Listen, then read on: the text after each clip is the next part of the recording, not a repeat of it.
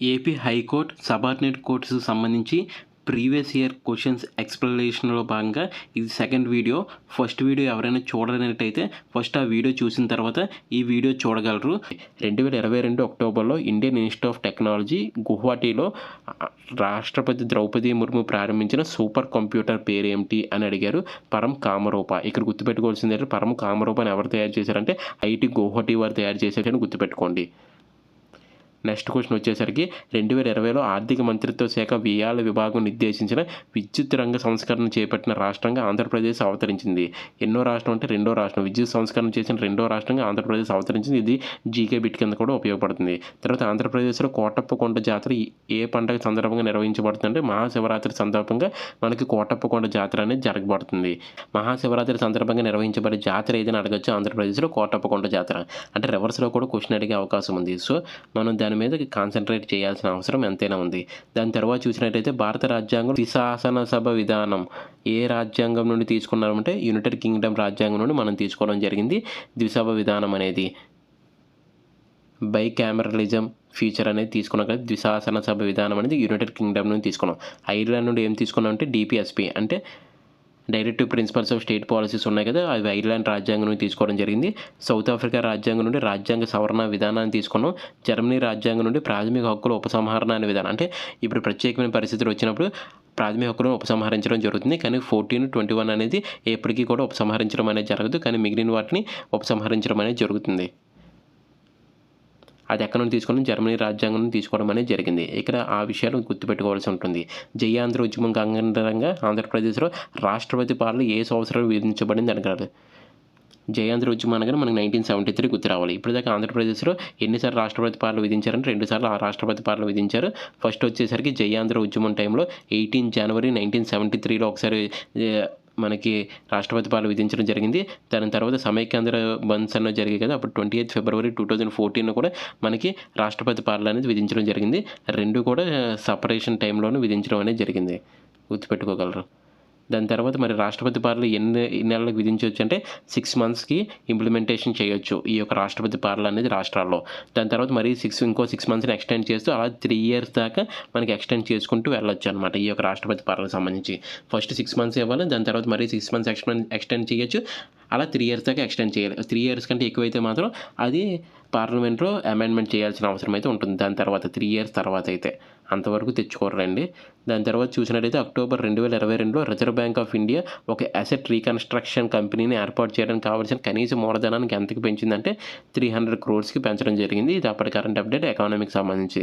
భారత ప్రభుత్వ ఆర్థిక సర్వే 2007-8 ప్రకారం భారత డిపెండెన్సీ రేషియో అంటే ఆధారపడిన వారికి మరియు పనిచేస్తున్న వయసు వారికి మధ్య నిష్పత్తి 1991లో ఎంత ఉందంటే 0.8% ఉంది. 2001 నాటికి ఎంతకు తగ్గిందంటే 0.73%కి తగ్గింది. అంటే తగ్గడం మంచిదే. డిపెండెన్సీ పర్సెంటేజ్ తగ్గడం మంచిదే. 0.8% నుండి 0.73%కి అయితే తగ్గడం జరిగింది. ఇది ఒక జనరల్ స్టడీస్ బిట్ కింద మనం గుర్తుపెట్టుకోవచ్చు. తర్వాత ఇక్కడ చూడండి, సింగ్పో అనేది దండయాత్రకు సన్నాహంగా ప్రదర్శించబడి ఒక జానపద నృత్యం. ఈ జానపద నృత్యం ఎక్కడిది నుండి ఉద్భవించిందంటే వెంటనే మనకు గుర్తు రావాల్సింది నాగాల్యాండ్. సింగ్పో అనేది జానపద నృత్యం అని తెలియాలి. అది ఎక్కడి నుండి వచ్చిందంటే నాగాల్యాండ్ నుండి వచ్చిందనే విషయం కూడా తెలియాలి. పంజాబ్కి సంబంధించింది బాంగ్రా, గిద్దా, లుడ్డి అనేవి జానపద నృత్యాలు పంజాబ్కి సంబంధించినవి. వెస్ట్ బెంగాల్కి సంబంధించి చోవో, గంభీరా, బౌల్ అనేవి మనకి వెస్ట్ బెంగాల్కి సంబంధించిన జానపద నృత్యాలు. మరి గుజరాత్కి సంబంధించినవి ఏమంటే గార్బా, దాండియా రాస్, టిప్పానీ, భవాయి, హుడో. చూసారు కదా, జానపద నృత్యాలు అనేవి చాలా ఇంపార్టెంట్. పంజాబ్కి సంబంధించి బాంగ్రా, గిద్దా, లుడ్డి, నాగాలాండ్కి సంబంధించి కుకీ, సింగ్పో అలాగే ఇచ్చారు. కుకీ కూడా ఈసారి అడిగే అవకాశం ఉంది కాబట్టి దాన్ని అయితే గుర్తుపెట్టుకోవాలి.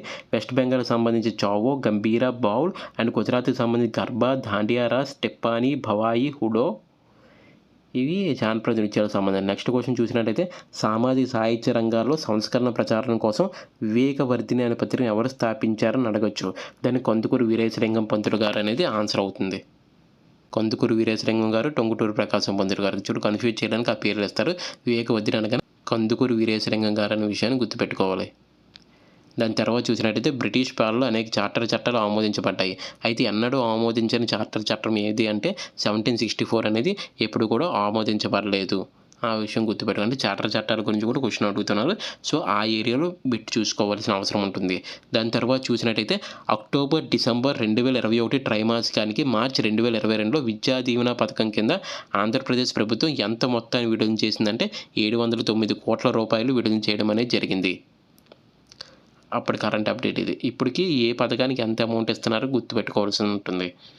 దాని తర్వాత చూసినట్టయితే జనవరి 2021లో ఎకనమిస్ట్ ఇంటెలిజెన్స్ యూనిట్ విడుదల చేసిన ఆసియా పసిఫిక్ పర్సెంటైలైజ్ హెల్త్ ఇండెక్స్లో 11 ఆరోగ్య వ్యవస్థలో భారతదేశం ఎన్నో స్థానంలో ఉందంటే 10వ స్థానంలో ఉంది. అప్పటికి భారతదేశం 10th పొజిషన్లో ఉంది. ఇలాంటి కరెంట్ అప్డేట్ ఏమైనా వస్తే దాన్ని మనం నోట్ చేసుకోవాల్సి ఉంటుంది. ఏప్రిల్ 2022లో ఆంధ్రప్రదేశ్ 13 కొత్త జిల్లాలు ప్రకటించింది. కడప జిల్లా ఏ కొత్త జిల్లా నుండి ఏర్పడిందంటే కడప జిల్లా నుండి కొత్త జిల్లా ఒకటి ఏర్పడింది. దాని పేరు అన్నమయ్య జిల్లా.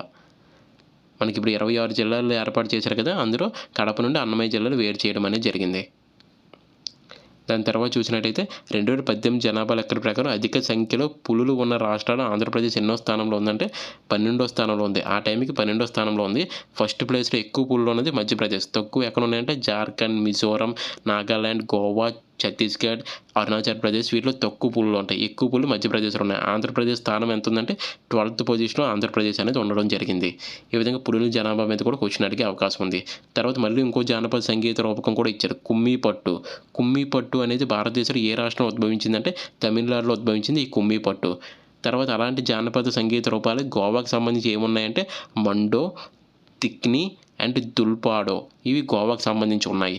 మరి తెలంగాణకు సంబంధించి ఏమున్నాయంటే బొగ్గు కథ అనేది తెలంగాణకు సంబంధించిందే, బుర్ర కథ అనేది తెలంగాణకు సంబంధించిందే, సరదా కళ అనేది కూడా తెలంగాణకు సంబంధించిందే. వీటిలో ఏదో ఒకటి ఇచ్చేసి ఏ రాష్ట్రానికి సంబంధించింది అని అడగచ్చు.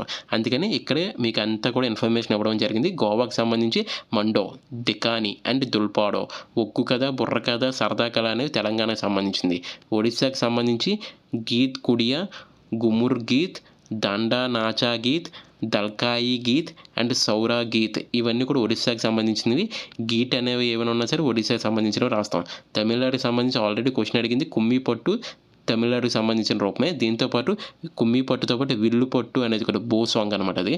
తర్వాత డప్పన్ కుత్తు అండ్ తప్పటం ఇవి కూడా తమిళనాడుకి సంబంధించిన సంగీత రూపాలు, జానపద సంగీత రూపకాలు. ఇవి కూడా తమిళనాడుకి సంబంధించి విల్లు పట్టు, దప్పన్ కుట్టు అండ్ తప్పటం ఇవన్నీ కూడా తమిళనాడుకి సంబంధించినవి.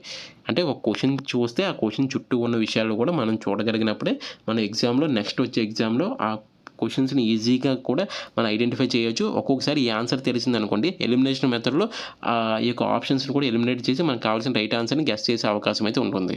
ఆంధ్రప్రదేశ్ ప్రభుత్వం నుంచి ఆంధ్రప్రదేశ్ రాష్ట్ర సాంస్కృతిక మండలి ఎప్పుడు స్థాపించబడింది? ఈ స్టాండర్డ్ బిట్ 1996లో ఆంధ్రప్రదేశ్ చేత ఆంధ్రప్రదేశ్ రాష్ట్ర సాంస్కృతిక మండలి అయితే స్థాపించబడింది. నెక్స్ట్ క్వశ్చన్ చూసినట్టయితే హెల్త్ ఎఫెక్ట్స్ ఇన్స్టిట్యూట్ 2022లో ప్రచురించిన నివేదిక ప్రకారం 2010 నుండి 19 వరకు సూక్ష్మ ధూళికణాల కాలుష్యకాలు లేదా PM2.5 అత్యంత తీవ్రమైన పెరుగుదల 20 నగరాల్లో. ఎన్ని నగరాలు భారతదేశానికి నిలయంగా ఉందంటే 20 నగరాలు ఉంటాయి. అంటే 18 నగరాలు మన దేశంలో ఉండడం జరిగింది. ఈ కాలుష్యకారక నగరాల్లో అత్యంత కాలుష్యకారక క్యాపిటల్ ఏది అని అడగచ్చు. అది ఢిల్లీ అనేది అత్యంత కాలుష్యకారక క్యాపిటల్ అనేది ఢిల్లీ కింద ఉంది. అంటే ప్రపంచ దేశాల్లో ఎక్కువ కాలుష్యం ఉన్న క్యాపిటల్ సిటీ ఏదంటే ఢిల్లీ. అలా కూడా బిట్ అడిగే అవకాశం ఉంది. దాన్ని కూడా ఒకసారి చూసుకోండి. నెక్స్ట్ క్వశ్చన్ వచ్చేసరికి మత కమ్యూనిటీల జనగణన 2011పై భారత రిజిస్ట్రార్ జనరల్ సెన్సస్ కమిషనర్ విడుదల చేసిన డేటా ప్రకారం జాతీయ జనాభాలో క్రైస్తవులు ఎంత శాతం ఉన్నారు? 2011 ఇప్పటికీ కూడా అదే డేటా కొనసాగుతుంది. క్రైస్తవులు ఎంత శాతం ఉన్నారు? 2.3%. అంటే ఏ మతం వస్తువులు ఎంతమంది ఉన్నారు? లాస్ట్ క్వశ్చన్ పేపర్లో జైన్లు ఎంతమంది అని అడిగారు. ఇప్పుడు క్రైస్తవులు ఎంతమంది అని అడుగుతున్నారు? 2.3%. సో దాని నుండి ఆ ఏరియా నుండి ఒక బిట్లు వచ్చే అవకాశం ఉంది. దాన్ని కూడా చూసుకోగలరు. నెక్స్ట్ క్వశ్చన్ చూసినట్టయితే 2011 జనాభా లెక్కల ప్రకారం భారతదేశంలో ఏ రాష్ట్రం అతి తక్కువ అక్షరాస్యత రేట్లో 3వ స్థానంలో ఉంది? అతి తక్కువ అక్షరాస్యత రేట్ అని కూడా అడగలేదు. 3వ స్థానంలో ఉన్నది ఏదని అడిగాడు. 3వ స్థానంలో ఉన్నది రాజస్థాన్. ఎక్కువ ఉన్నది హైయెస్ట్ అక్షరాస్యత ఉన్నది కేరళ. 2వ ప్లేస్లో లక్షద్వీప్ ఉంటుంది. 3వ ప్లేస్లో మిజోరం ఉంది.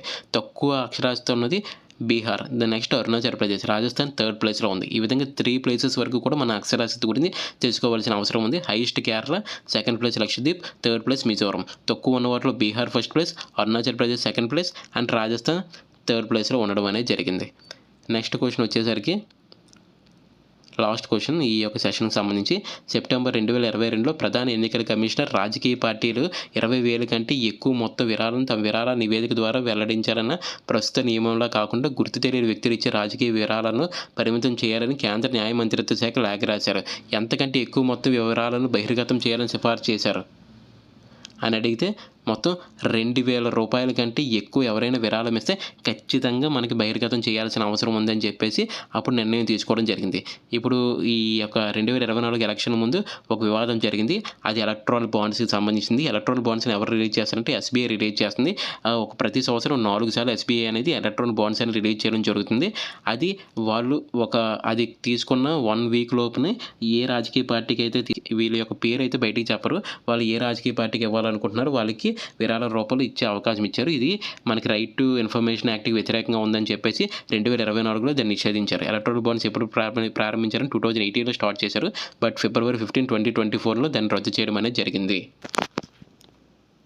ఇవి ఇప్పటిదాకా ఉన్న current updates and then previous year క్వశ్చన్స్తో కలిపి మనం ఇప్పుడున్న క్వశ్చన్స్ ఏ విధంగా ఇస్తారనేది ఒక అంచనా ద్వారా వేయడం అనేది జరిగింది. మీకు ఈ వీడియో అనేది ఉపయోగపడుతుందని చేయడం జరిగింది. ఇలాంటి మరిన్ని వీడియోస్ మీకోసం ఇవ్వడం అనేది జరుగుతుంది. ఇప్పటిదాకా చూసారంటే మన ఛానల్లో విషయం ఎంతో కొంత మీకు ఉపయోగపడిందని అనుకుంటున్నాము. మీకు కానీ నచ్చినట్లయితే మా ఛానల్ సబ్స్క్రైబ్ చేయగలరు. మీ ఇలా యూజ్ఫుల్ అయిన వాళ్ళకి దీన్ని షేర్ చేయగలరు. థ్యాంక్ యూ సో మచ్ అండి. మరొక పేపర్తో తర్వాత వీడియోలో కలుద్దాం. అందులో మరిన్ని విషయాలు తెలుసుకుందాం. ఇలాంటి పేపర్స్ మీరు ఫాలో అయినట్లయితే మీకు ఏ ఏరియా నుండి బిట్ వస్తుంది అనేది చాలా ఈజీగా అర్థమవుతుంది. మీరు అదే ఏరియాలో క్వశ్చన్స్ ఇంకొంచెం స్ట్రెస్ చేసి చదవడం వల్ల మంచి మార్కులు సంపాదించవచ్చు. మనకి మార్కులు సంపాదించడం ఇంపార్టెంట్ కాదు, మనకి జాబ్ సంపాదించడం ఇంపార్టెంట్. ఆ పాయింట్ ఆఫ్ వ్యూలోనే ఈ యొక్క క్వశ్చన్స్ సిరీస్ అనేది కొనసాగుతుంది. థ్యాంక్ యూ వెరీ మచ్ అండి.